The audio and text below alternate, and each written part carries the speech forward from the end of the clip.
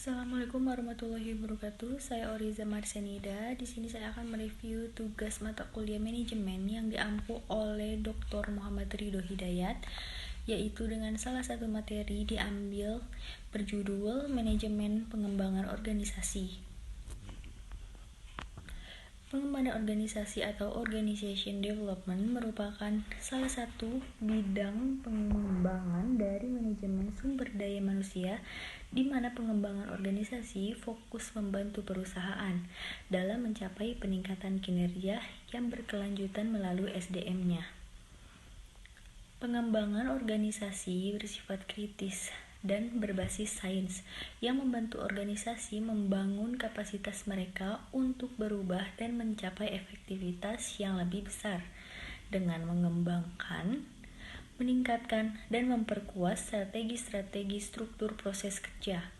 Pengembangan organisasi juga dikatakan sebagai proses yang sangat memerlukan waktu dan hasil yang tidak instan karena banyaknya tahapan proses dan evaluasi selama dijalankan. Secara umum, tujuan dari pengembangan organisasi adalah organisasi dapat merespon dan beradaptasi dengan lebih baik terhadap perubahan industri atau pasar, dan kemudian teknologi, termasuk perubahan yang ingin dilakukan. Pengembangan organisasi juga menjadi alat penting dalam mengelola dan merencanakan pertumbuhan perusahaan.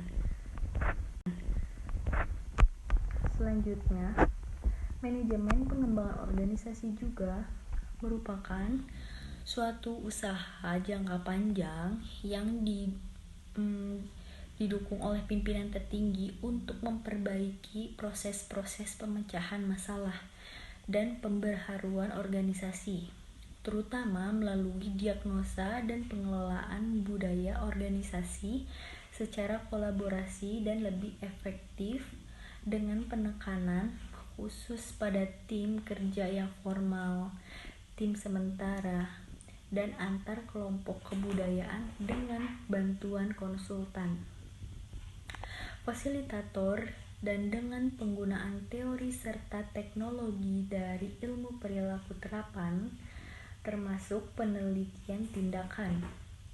Pengembangan organisasi ada beberapa poin, yaitu yang pertama sebagai usaha perubahan berencana, yang kedua dikendalikan dan dipimpin oleh top manajemen. Tujuannya yaitu meningkatkan keefektifan kerja dan kesehatan organisasi dengan metode interferensi dan lain-lain. Karakteristiknya terencana dan jangka panjang, berorientasi pada masalah, berorientasi pada tindakan, merefleksikan pendekatan sistem, melibatkan agen perubahan, melibatkan prinsip pembelajaran. Maka dapat disimpulkan bahwa pengembangan organisasi itu adalah proses suatu perubahan terencana yang berkelanjutan dengan tujuan meningkatkan kinerja karyawan dan suatu perusahaannya.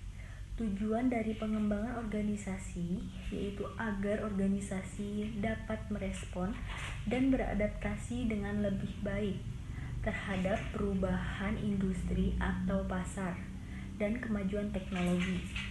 Pengembangan organisasi ini dapat melalui program-program seperti membuat sistem project management, mengembangkan pelatihan, layanan pelanggan, meningkatkan hubungan masyarakat, manajemen perubahan dan talenta, serta merancang ulang proses suatu bisnis.